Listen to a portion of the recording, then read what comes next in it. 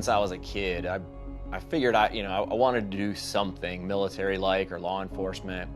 My dad was a cop, and I kind of had some of that growing up. He spent some time in what then was similar to SWAT.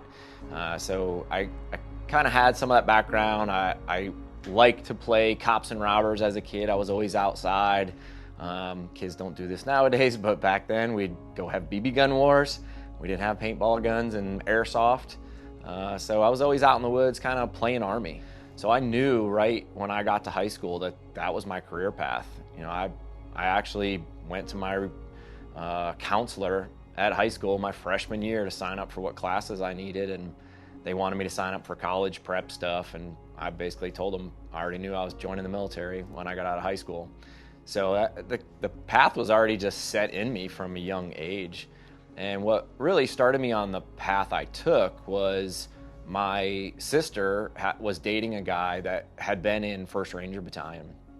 Because believe it or not, originally I wanted to be a SEAL. About that time the Charlie Sheen movie came out, and it looked interesting, the high-speed stuff that they were doing, and there wasn't much talk other than that of things in the military. So that was sort of what I wanted to do. I thought that was the most high-speed thing out there. And my brother-in-law, who had been in Ranger Battalion and understood SF and understood the unit and sort of those paths, kind of set me on what I thank him for, because it was the right path. He basically explained to me that you go to BUDS if something was to happen to you. You don't, at the time you really didn't have an MOS. You end up swabbing a deck somewhere if you got injured, or who knows what could happen. He said, if you take this path, you could get locked in with a Ranger contract going into the Army. And then from there, the door's wide open. He was adamant about getting a Ranger contract. So I did that. When I went to the recruiter, I locked in, and of course, like everyone, I wanted infantry, unassigned Ranger. That was what it was back then. I wanted to be an infantry guy and run around, with a gun and shoot things. But when I showed up at MEPS, which you're pretty much 0 day, you're going in, you're there. And I sit down with the guy after I'm sworn in and everything, and he's like, yeah, we don't have that. So he offered me this communications MOS, but it had Ranger on the contract. Went through all my initial training, airborne school, got my communications training done at Fort Gordon, and made it through and went to 175 and spent almost 7 years at 1st Ranger Battalion. It was a great time. I actually really enjoyed it. I got assigned to a line company right out of the gate, so I was in Alpha Company 175. I wasn't an 11 Bravo, but I actually learned a skill. I learned a lot of stuff about computers and communication stuff, and a lot of technical things that have definitely helped me to get to where I am now.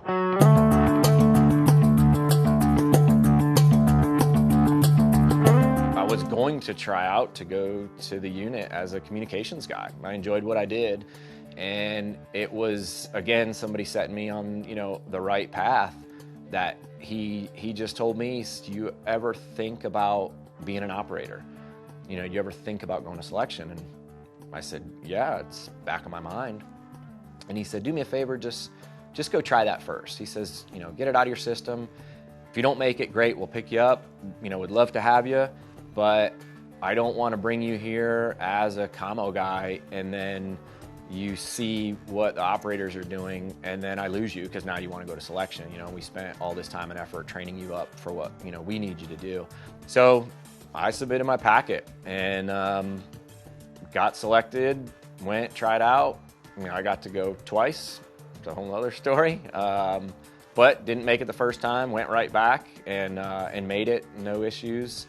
Got picked up, went to the unit, made it through, my process, and spent just over 14 years there. And it was great, as an operator, and I showed up right at a great time.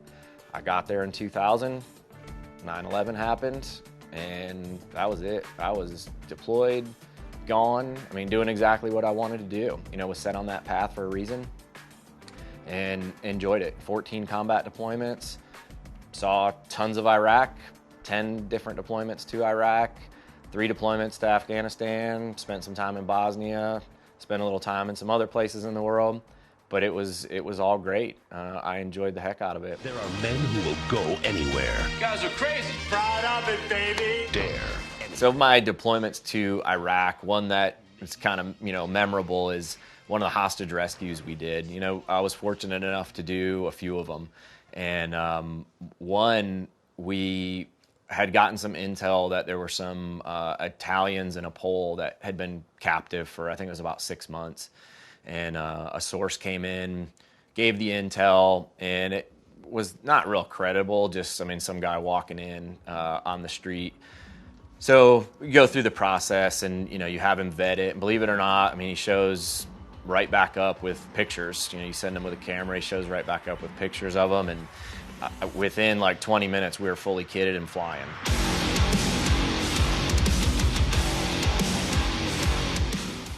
We're on helos, middle of the day, daylight assault on this compound. And we go in there, and it happens really fast. It's hostage rescue. You got to get right in there. So we land right on the X. 460s come right in, get in there. The whole thing was done in like 15 seconds. But I go in there, and the first couple rooms you come to, there's guys in there. I see the hostages are in one room. We continue clearing through, actually find the couple guys that were holding them captive. And then as I walk back out, and I walk into the room where the hostages were, it just kind of hit me, from that Charlie Sheen movie where I almost became a SEAL. That scene where he says, "We're a SEAL team. We're here to get you out." We're Navy SEALs. We're here to get you out. And I said that when I walked in the room, and of course all my guys started cracking up and laughing. But the funny part of it was, after it was all said and done, we're back, at our house and just kind of hanging out. The word got back to us that those detainees, the hostages, when they got back to their embassy, they actually asked, like, "Hey, who were those Navy SEALs that rescued us?" And we were like, "What? Wait?" They're like, "Yeah, they said they were Navy SEALs. The guy came in the room and said they were Navy SEAls." So I kind of crack up when I hear that one. And there's a video out there. It got leaked. Somebody that had gotten a hold of it put it online, so it is on YouTube. But yeah, it's the Italian job is what we called it. It was a video I made just sort of for the boys after we did it, because I was running a helmet cam. But yeah, it's out there, and that little snippet's in there, and people laugh about it. Nobody really knows the story behind it, but I actually said that when I came in the room.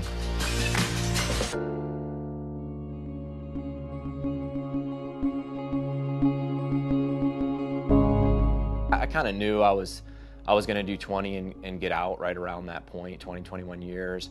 Obviously, I had been very busy my whole career, and I was ready to do something else, and had started a family. So I finished out my time in what we have as our research and development section, and that was, again, a great career choice and path where I was able to get involved with different industry people that dealt with night vision. So the area I worked was night vision, lasers, weapon sights, and scopes, and got to meet different companies, different reps, work on the development, and actually sort of lead the way. It's a lot of what we did was fund and lead the way on new technology, because we were out there in combat using this gear, and we saw the shortfalls of it. I was a part in developing some of the gear that's out there today, and some of the gear that I continually run, and still have relationships with those companies. And some of that then led into what I'm doing now with teaching night vision.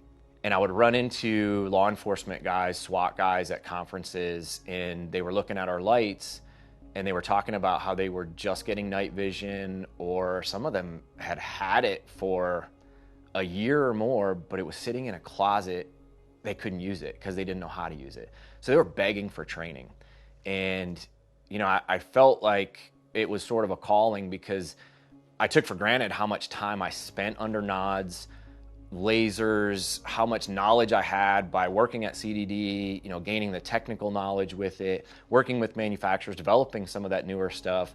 And these guys that are out there now, with minimal equipment, and now protecting, my family, my friends, that giving back to them to, help them with their training, advance them, and just share that knowledge that I had. So that's where I started doing the training. Kind of started with the whole 1 minute out concept. to give back and have a training company to teach these guys and, make sure that they were running around with good gear and that they had, the knowledge to use it. So that's sort of where 1 Minute Out started. And, another piece of 1 Minute Out was kind of telling that story. When we're en route to target, we get that 1 minute call. You get time hacks when we're en route. And let's say you're flying in on a helo. We're in a combat zone, fully kitted up, ready to go, but we're just like any other group of guys and good friends. We're smoking and joking on the helo on the way in, having a good time. And you get those time hacks. But when you get that 1 minute call, that's sort of when you flip that switch. That's when you're firing at 100%. Everything is right. You're dialed in. You have memorized, the layout of the neighborhood, the target numbers, whatever it is, which breach you're going to. I mean, the plan is done. Things change on the ground, but at that moment, you're ready to go. You're firing at 100%, and your senses are up. It's game time. You're ready.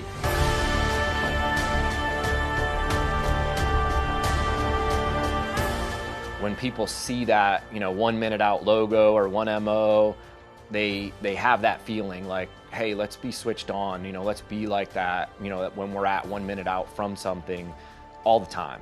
And it's not just the military thing. It can be the guy in the boardroom. I mean, before you walk in to give this big brief to board members or whatever, you're ready. That 1 minute out is do that and live like that all the time.